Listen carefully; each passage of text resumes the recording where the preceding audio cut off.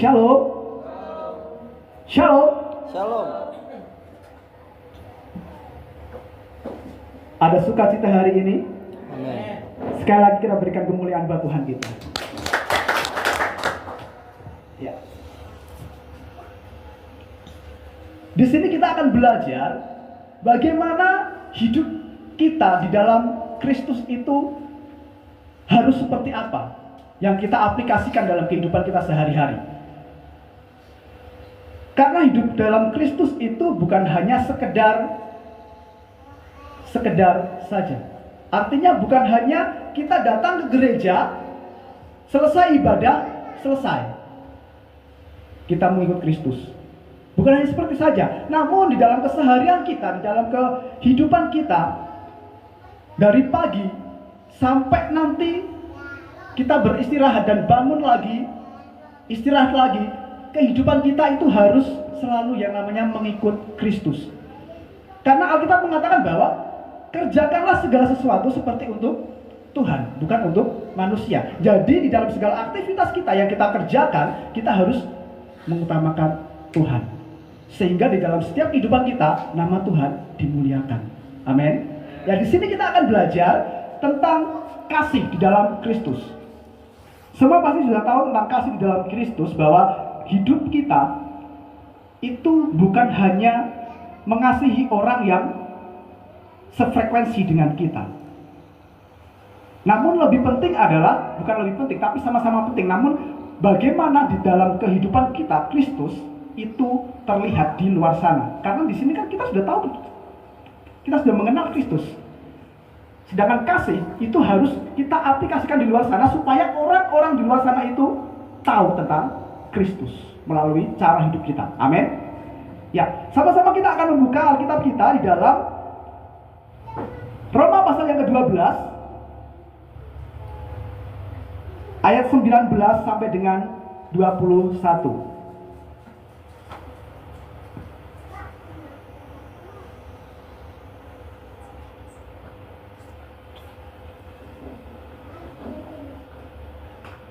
Ya, kita akan membaca bersama-sama Roma pasalnya yang ke-12 ayat yang ke-19 sampai dengan 21. 1, 2, 3. Saudara-saudaraku yang kekasih, janganlah kamu sendiri menuntut pembalasan, tetapi berilah tempat kepada murka Allah, sebab ada tertulis, pembalasan itu adalah hakku. Akulah yang akan menuntut pembalasan, firman Tuhan. Tetapi jika seterumu lapar, berilah dia makan. Jika ia haus, berilah dia minum. Dengan berbuat demikian, kamu memumpukkan bara api di atas kepalanya. Janganlah kamu kalah terhadap kejahatan, tetapi kalahkanlah kejahatan dengan kebaikan. Amin. Ya, Bapak Ibu Saudara, di sini jika kita membaca di dalam satu perikop ini, ya, di dalam satu perikop pasal yang ke-12 ayat yang ke-9 sampai dengan 21, di situ mengajarkan tentang kasih itu jangan pura-pura. Kemudian saling mendahului dalam memberi salam, memberi hormat satu dengan yang lain. Kemudian selalu bersukacita, sabar dalam kesesakan, bertekun dalam doa. Ada yang suka bolong doanya? Tidak ada, ya, amin. Terus kemudian di situ dikatakan bahwa saling membantu, memberi tumpangan, kemudian memberkati orang yang menganiaya, bersukacita dengan orang yang bersukacita, dan ini menangis dengan orang yang menangis. Kemudian sehati sepikir dalam, di situ kepada jemaat-jemaat Kristus di Roma, berarti kan bukan hanya satu orang saja, bukan hanya dua orang saja, bukan hanya tiga orang saja. Namun dalam satu kelompok itu harus ada yang namanya apa? Kesehatian, sehati sepikir di dalam Kristus. Kemudian melakukan apa yang baik, tidak membalas kejahatan dengan kejahatan.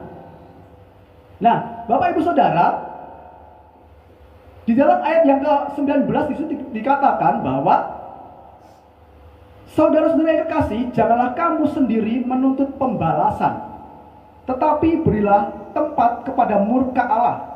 Sebab ada tertulis, pembalasan itu adalah hakku, akulah yang akan menuntut. Nah, di sini perlu kita perhatikan di dalam diri kita, bagaimana kehidupan kita ketika di luar sana kita mendapat sesuatu hal yang tidak baik. Kita bisa melihat di mana saat Yesus melakukan pekerjaannya. Banyak hal yang diterima oleh Yesus dalam pengajaran ketika mengajar orang-orang itu Tuhan ditolak. Yang kedua, banyak orang sudah dikasih makan, tapi ketika mereka sudah kenyang, hilang.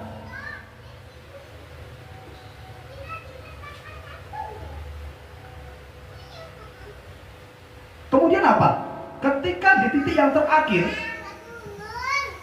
Tuhan mendapat siksaan. Ditolak, ditinggalkan, disiksa. Dan di titik yang terakhir Tuhan bilang apa? Ampunilah mereka, sebab mereka tidak tahu apa yang mereka berbuat. Dan di sini Bapak Ibu Saudara, kita belajar bahwa di dalam kehidupan kita, ketika kita menerima apa yang tidak baik di dalam hidup kita, mungkin dari kelompok-kelompok kita, di dalam pekerjaan, ataupun di dalam masyarakat, ataupun di manapun lah ya, kita ada sesuatu hal yang tidak baik kita terima, maka di situ jangan kita mengeluh, jangan kita menyalahkan orang yang melakukan itu pada kita. Namun di sini kita diajarkan bahwa itu bukan hak kita untuk menyalahkan dia, untuk menuntut balas akan kejahatan dia yang dilakukan pada kita. Karena Tuhan sendiri sudah memberikan contoh kepada kita bahwa ketika Tuhan Yesus, dia disiksa, sampai pada akhirnya siksaan itu, kalau kita sendiri pasti tidak akan sanggup hal itu. Baru setengah saja entah kita seperti apa jadinya. Di situ Tuhan mengampuni, tidak menuntut balas atas mereka.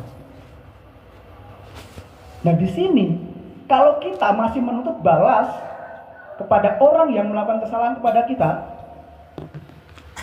apakah kita berani mengaku bahwa kita adalah pengikut Kristus?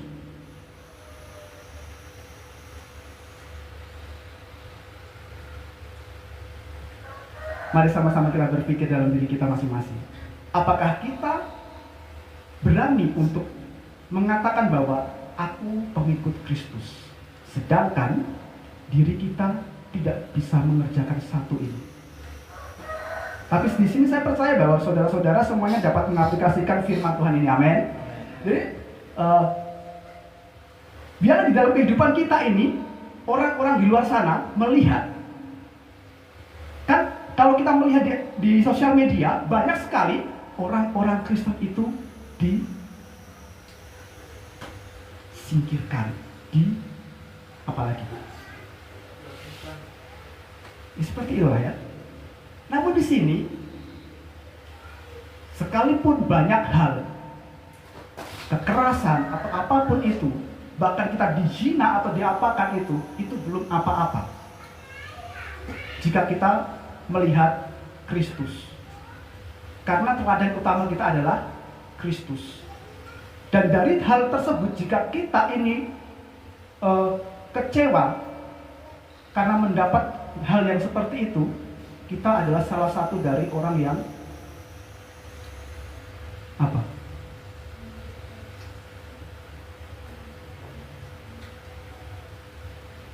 kita menjadi salah satu orang yang terikat dalam kebodohan.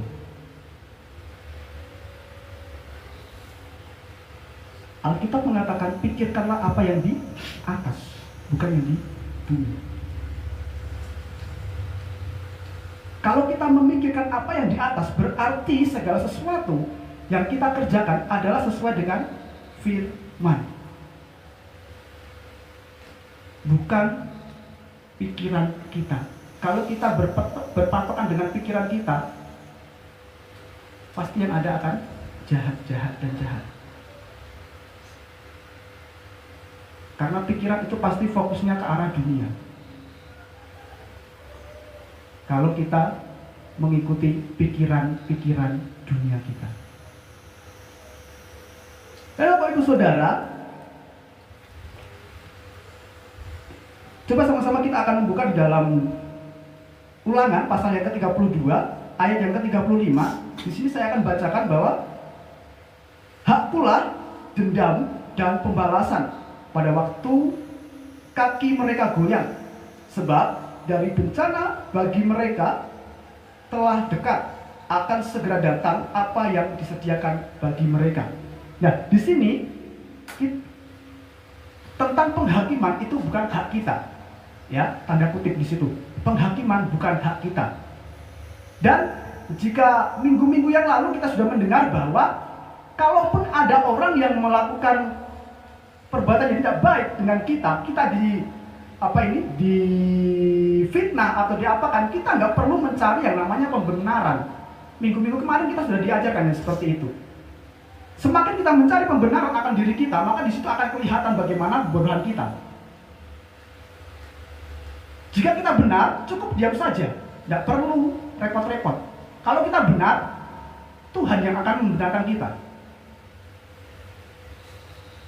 Tapi kalau kita salah, ngaku saja, udah begitu saja, nggak perlu disimpan-simpan.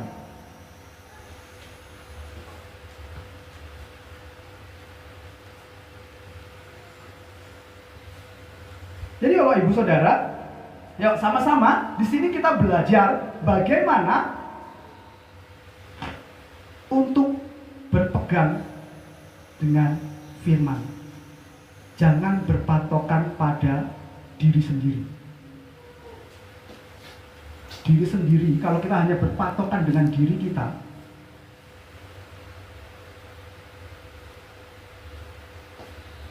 pasti ujung-ujungnya kesel. Ujung-ujungnya capek sendiri. Ujung-ujungnya nggak mau kumpul dengan dia karena kemarin begini. Sedangkan pekerjaan satu kelompok dan harus ada rapat begini begitu. Kalau tidak mau mengesampingkan keselnya hati, pikiran karena ada perlakuan yang kurang baik, maka di situ kita akan memupuk rasa kepahitan kita. Ujung-ujungnya kita sendiri yang akan ditolak oleh Tuhan.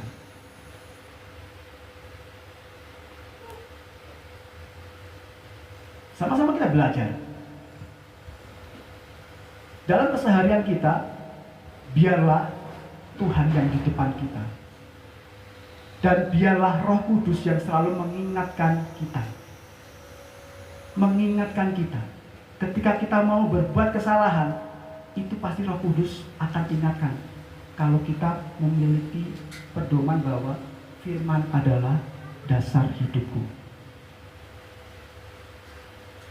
Ya kuncinya rajin baca firman. Kalau nggak rajin baca firman, ya piye Roh Kudus iso ngelingke.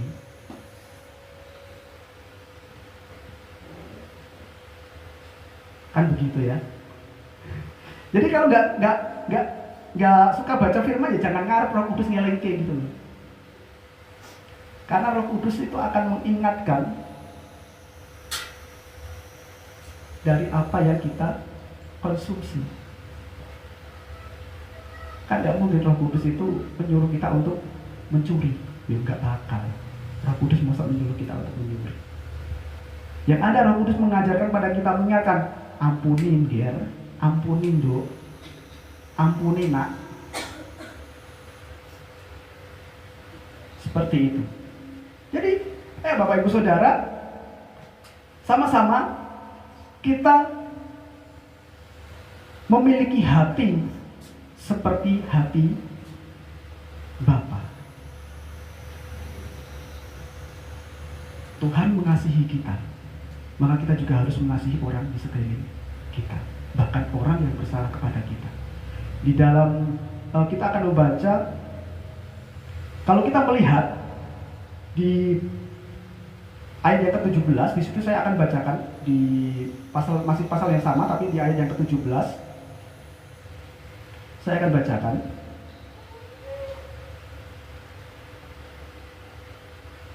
Janganlah membalas kejahatan dengan kejahatan. Lakukanlah apa yang baik bagi semua orang.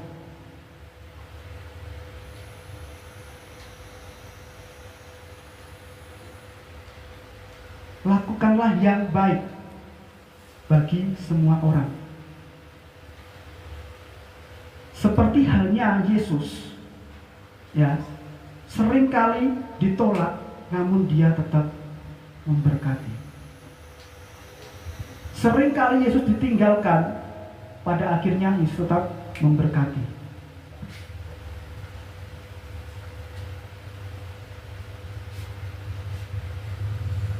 Maka dari itu Bapak Ibu Saudara, di sini kita harus memiliki hati yang mau dibentuk oleh Tuhan. Ketika dibentuk itu nggak mungkin yang namanya hidup kita enak-enak terus. Itu bukan dibentuk namanya. Sama halnya di dalam sekolah, karena saya juga mengajar di SD ya. Jadi ketika anak sekolah dia mau naik kelas, maka dia juga harus menerima yang namanya didikan. Demikian juga kehidupan kita di dalam Kristus. Untuk kita bisa mengaplikasikan firman, maka di situ kita akan menerima didikan. Kalau kita nggak mendapat didikan, maka kita akan jadi anak-anak gampang.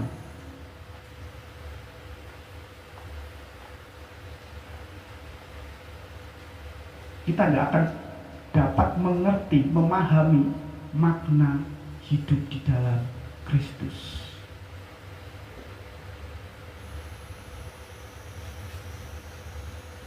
Sedangkan di sini kita sering mendapat pengajaran bagaimana kita itu menjadi anak-anak yang rindu taat akan Tuhan, menjadi orang-orang yang mau dibentuk oleh Tuhan, menjadi orang-orang yang memiliki rasa hormat akan Tuhan. Kita dibentuk dalam hal itu. Maka jangan sampai di sini pengajaran yang kita dapatkan setelah kita keluar dari sini, mungkin selama 1 hari kita masih ingat, besok sedikit ingat, lusa sudah lupa. Percuma nanti ibadah kita. Kalau kita mencintai Tuhan, berarti apa yang kita terima, kita ingat-ingat.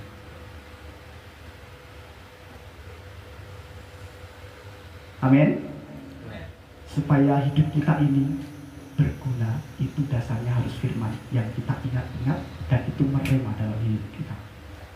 Kemudian kita akan membaca di dalam ayat yang selanjutnya, di ayat yang ke-20 disitu dikatakan bahwa tetapi jika seterumu lapar, berilah dia makan. Jika ia haus, berilah dia minum. Dengan berbuat demikian, kamu menumpukan bara api di atas kepalanya. Nah, Bapak Ibu Saudara, di sini jika ada seseorang yang melakukan tidak baik dengan kita, kuncinya jangan sampai kita menghindari dia. Kebanyakan orang kan seperti itu. Ketika ada orang yang jahat dengan dia, apalagi di situ satu kelompok kerja, diceluk ayo gah. Padahal urusan penting.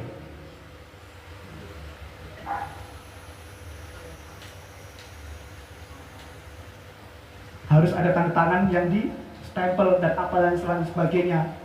Penting.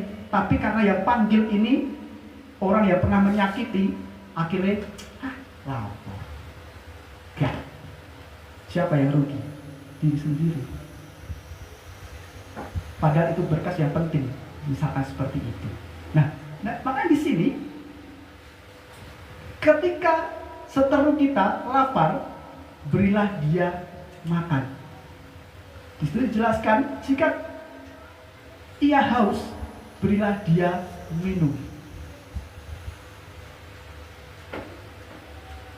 Kita tetap harus dekat dengan dia, mendekati dia. Sehingga pada akhirnya dia itu ewuh dewes dengan kita. Karena dia berbuat jahat dengan kita, tapi kita tetap baik dengan dia. Dan untuk yang entah kapan, tapi saya pernah menyampaikan kepada Bapak Ibu Saudara tentang hal ini. Dari kepala sekolah saya yang lama itu kan keras, ya, keras. Omongannya itu, tas gitu. Bahkan ada sampai yang dari teman kerja yang dari jauh gitu lah ya, itu pada akhirnya dia bukan keluar karena sudah ASN, tapi tidak pernah masuk.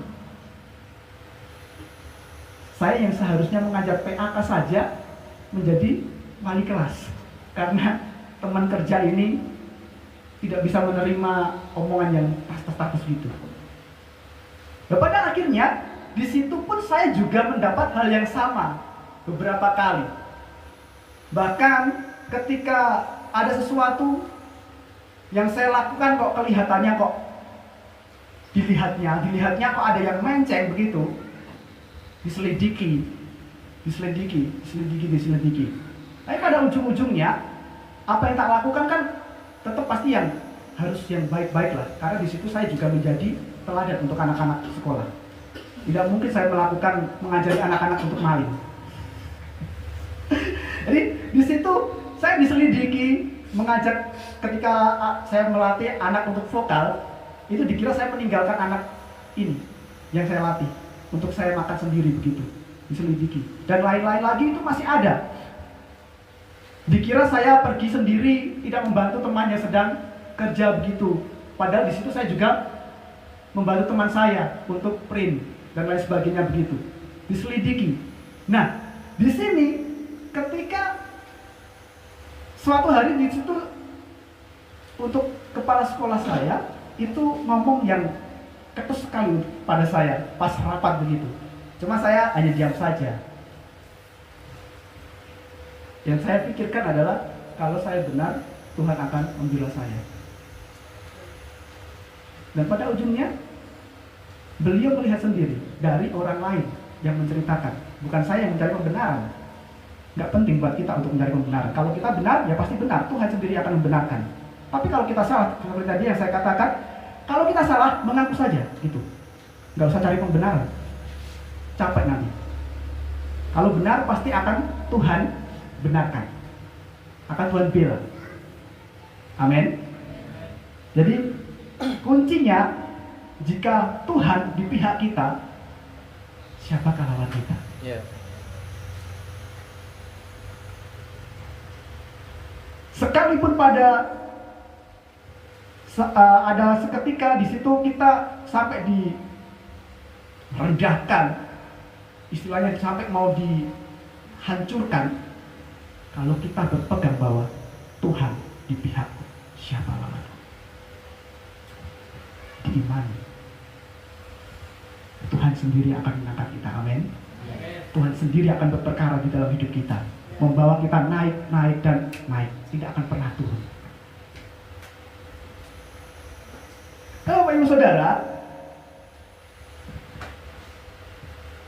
saya akan bacakan di dalam kitab Keluaran pasal yang ke-23 ayat yang keempat. Apabila engkau melihat lembu musuhmu atau keledainya yang sesat atau tersesat, ya di situ ya, maka segeralah kau kembalikan binatang itu. Nah, ada orang yang jahat dengan kita. Misalkan HP-nya ketinggalan, ya aja menang-menang baik.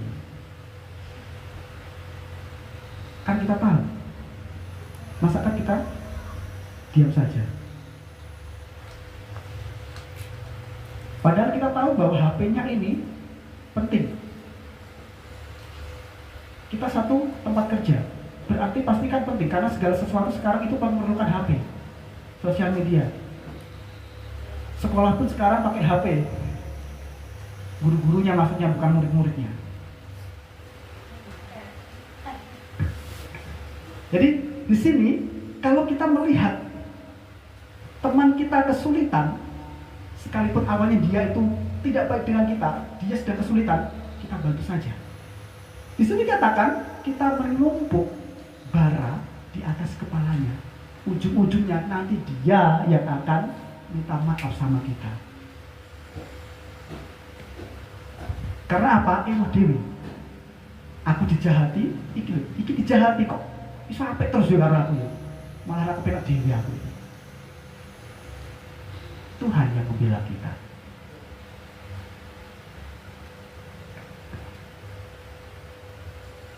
Dan dari hal itu pun nama Tuhan dimuliakan. Oh, Kristen ini ya apik ya ternyata. Dijahati tapi tetap apik. Direndah-rendahke tapi tetap apik. Bahkan gelem wangi aku. Nah, siapa yang dimuliakan? Tuhan, bukan kita. Kalau kita mau dimuliakan, bisa-bisa nanti kita yang dihajar Tuhan. Karena kita mencuri kemuliaan nama Tuhan. Tapi di tempat ini tidak ada yang seperti itu. Amin. Tetap Tuhan yang utama. Ya, Bapak Ibu Saudara. Kemudian di sini saya akan tambahkan satu ayat lagi di dalam Lukas pasal yang ke-6 ayat yang ke-27 dan ke-28 saya akan bacakan. Tetapi kamu yang mendengarkan aku berkata kepadamu, kasihilah musuhmu, berbuatlah baik kepada orang yang membenci kamu, mintalah berkat bagi orang yang mengutuk kamu, berdoalah bagi orang-orang yang membenci kamu. Kalau kita mengikuti dunia, ada orang bersalah pasti dikutuk. Bahkan iso-iso ditekonke. Ya toh? Kalau kita mengikuti orang dunia kan seperti itu. Ini fakta ini. Bukan cerita, tapi fakta. Nah di sini, di dalam firman Tuhan mengajarkan kepada kita, supaya apa? Supaya ketika ada orang yang bersalah kepada kita, kita itu mengampuni, bahkan mendoakan berkat. Bukan kutuk. Kalau kita mendoakan kutuk, jangan-jangan nanti kita yang dikutuk Tuhan. Kembali pada diri kita sendiri. Bukan kita yang dikutuk Tuhan, tapi doanya itu mental sendiri. Kita yang menerima begitu.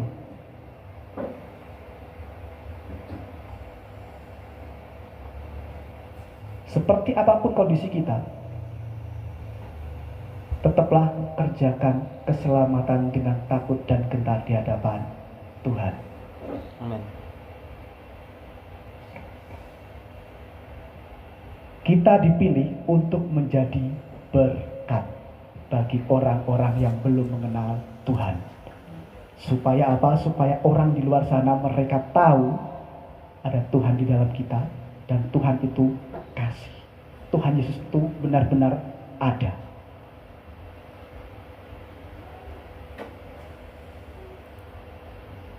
Amin Bapak Ibu Saudara. Ya.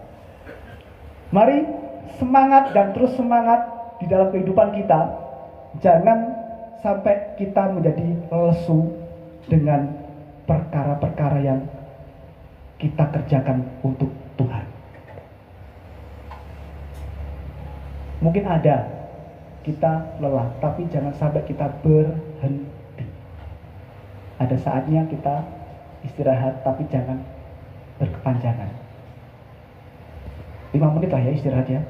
Istirahat 5 menit. Jangan berkepanjangan. Apalagi sampai berhari-hari. Kasihan kita nanti. Kasihan Bapak Ibu Saudara nanti kalau sampai berhari-hari. Bahkan berbulan-bulan, bertahun-tahun. Lupa deh.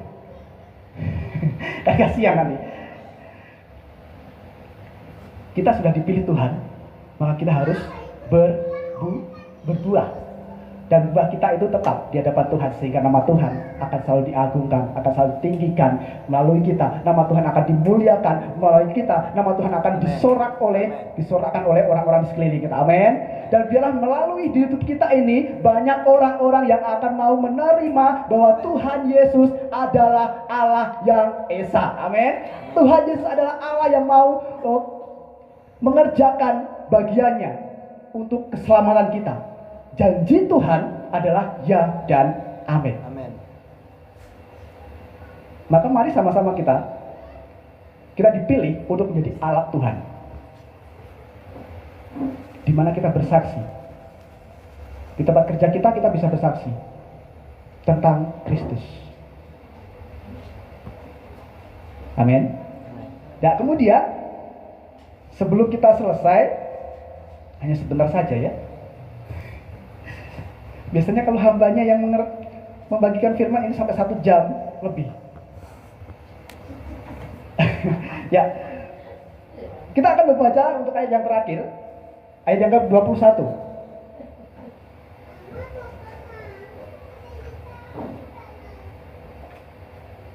Ayat yang ke-21 saya akan bacakan. Janganlah kamu kalah terhadap kejahatan, tetapi kalahkanlah kejahatan dengan kebaikan. Jangan kalah dengan kejahatan. Yang kita tahu bahwa dunia adalah jahat. Dan di sini sudah kita terima pengajaran bahwa di sini kita adalah apa? Tamu. Ini bukan tempat kita.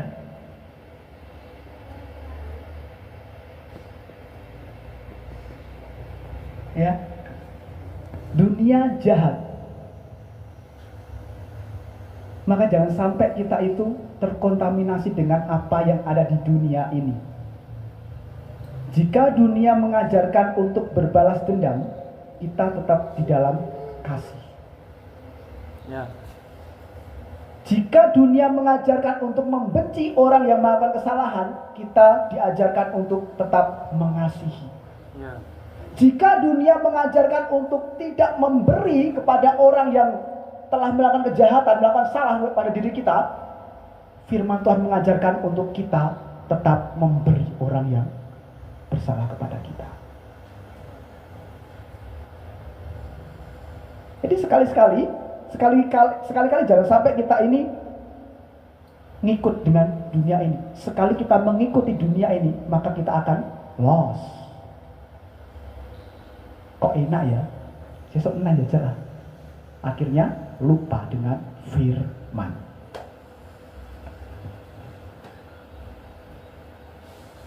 Jadi jangan sampai kita mencoba sekali-kali aku tak jajal. Jangan sampai seperti itu. Ketika kita sudah merasakan dunia enak, maka di situ kita sudah terkontaminasi. Awalnya sedikit, tapi lama-lama jadi bukit. Dan diri kita akan dikuasai oleh hal-hal dunia. Setiap hari Minggu datang ke gereja, menerima pengajaran, tapi hanya datang saja dan tidak akan bisa menerima firman. Karena apa? Sudah terkontaminasi, sudah penuh dengan hal-hal dunia. Sedangkan kita tahu bahwa apa yang dari atas itu tidak akan dapat disatukan dengan yang di bawah.